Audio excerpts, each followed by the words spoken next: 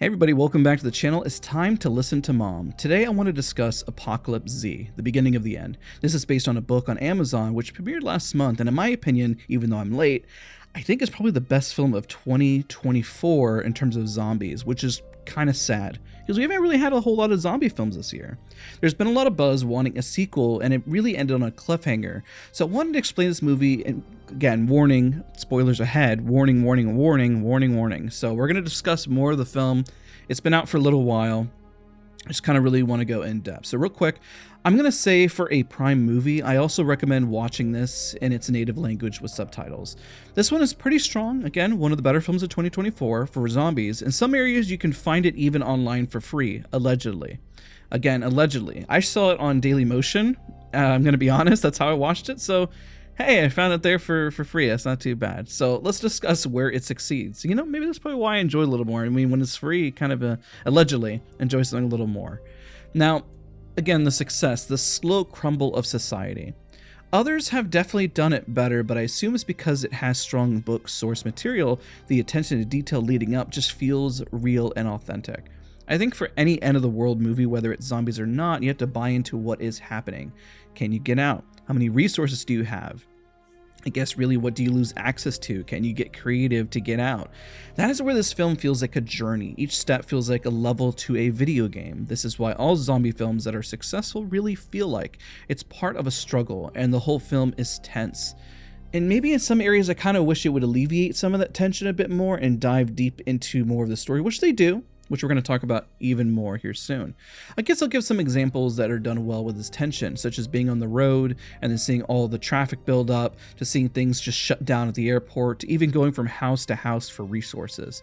This first chapter of the film is incredibly strong because of that, which leads me to my next point. I apologize first and foremost if I mispronounce his name. I really enjoy the lead, Manel. He is a fantastic lead. You grow attached to his story, and of course he loses his wife prior to everything, and of course he has a strong attachment to his cat, which is also prevalent in the story as well. You feel lots of empathy for this character. Reminds me so much of Joel from The Last of Us. I don't see this main actor in many other films, and I think he deserves a lot more roles because his acting is really strong. Naturally has an aura of being very likable and doing the right thing, but still has a torment of the past. It makes me invested on what may jade him later in terms of the story, especially in the sequel. I assume that that's kind of what it kind of hints at. In this film, we see he's just a beacon of positivity despite everything that's going on and how much of his life has been uplifted. Again, this is just the beginning, as the movie states, and it's pretty iconic choice of weapon that you can at least identify him with, which is pretty strong as well. But his journey with this cat rather than a person is also different, and I guess it gives a lot of strong lore there too. Again, he definitely struggles to find his way as a connection with his sister. He's trying to get to them and already has issues of being isolated, which leads me to the end really makes you wanting more. So let's discuss again the zombies, which is pretty much the whole point of this movie. The virus is not exactly unique and plays off of being the next kind of quarantine like COVID-19. They're pretty aggressive and they add tension, but one thing I noticed is how little of them they are at the beginning of the film, considering everything is kind of going crazy, you know, and everyone is being infected. I mean, they definitely ramp up a little later, but considering how much time has passed, the number just seems really low, and they seem very lucky considering it seems like he's in a pretty populated area. While I do praise his weapon of choice, which is silent for zombie takedowns, I question the practicality of it against a large number, which is why I say he's very lucky considering the number he runs into. Of course, we see the loadout kind of change to more axes because, I mean, just the main weapon doesn't really work. The zombies here are not really a backdrop, though they are the center of the problem, which I do appreciate, because certain movies and shows can get muddied to where people are more the problem, and it's nice to see that zombies are kind of taking the center stage here, and I think that might shift, which is what I'm going to talk here, kind of the problems of the film, in my opinion. The arc problems are really the central issue. The problems of the film doesn't really have a full story quite yet, because this is like the intro, the part one. It's just it's meant to be a trilogy, and I really hope that they follow up pretty quickly, because we're kind of in the middle and we're taking one step at a time, just trying to survive, and we're introduced to more characters, but also again we see that people are becoming the problem later on in the film, which is fine, but there are more holes to that logic, which makes it feel jarring for some reason. This is where the film just somewhat lost me. It does get to the next point, but I feel like the book would add a lot more color here. I definitely felt the runtime being rushed here. You'll know that feeling. It's right when he is looking for his boat and he runs into a new group of people, and it just feels like everything is like rushed, and there's supposed to be a deeper meaning here, but they're like, let's just get this over with, let's go to the next point, because it was important that he was there.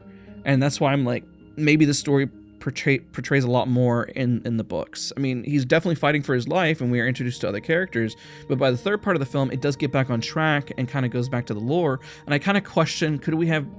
I know that the book probably does way more, but for the film, it just doesn't really work for me. And that's where it loses some of my attention. And then when we're in the third act of the film going into the hospital, I'm like, oh, okay, we're back on what I like about this movie. You know, the creativity, the thought process behind everything. Comment if you felt the same way watching this movie, because that's pretty much how I felt.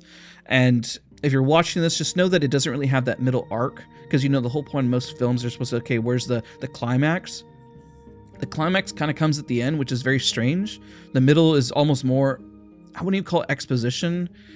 It just lost me. There are some really heartfelt moments. I'll give an example where it shows one with a baby, and that definitely hit pretty hard. I was like, wow, I don't think I've ever seen a zombie film do that, per se.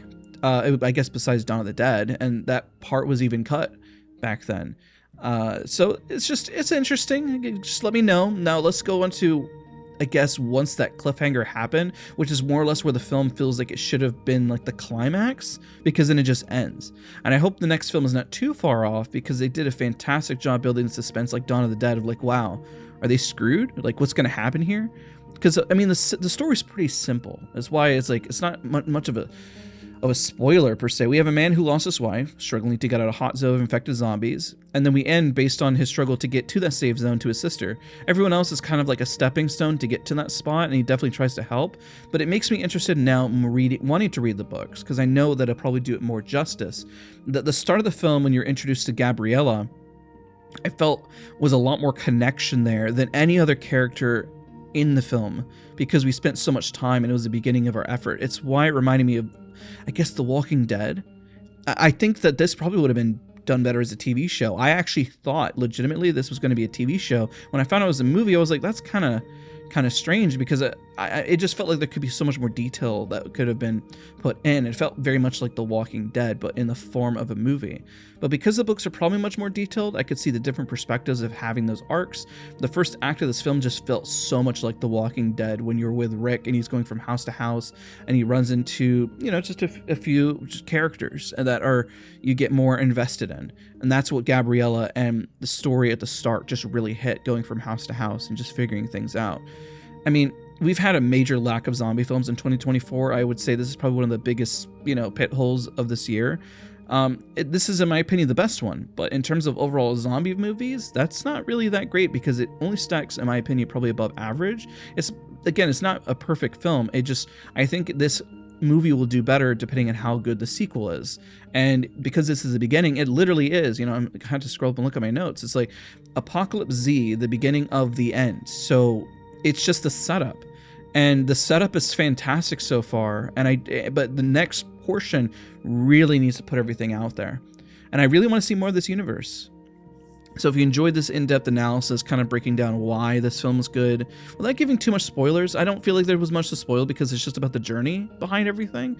Leave a like and comment and subscribe. I definitely want to follow up on the next one and give my thoughts, because I think the next one will make this one be even better if they really succeed in the second one. If the second one falls flat, then the first one is going to be even worse. I really think that's kind of where we sit at. So thank you guys again so much for watching. See you guys all in the next one.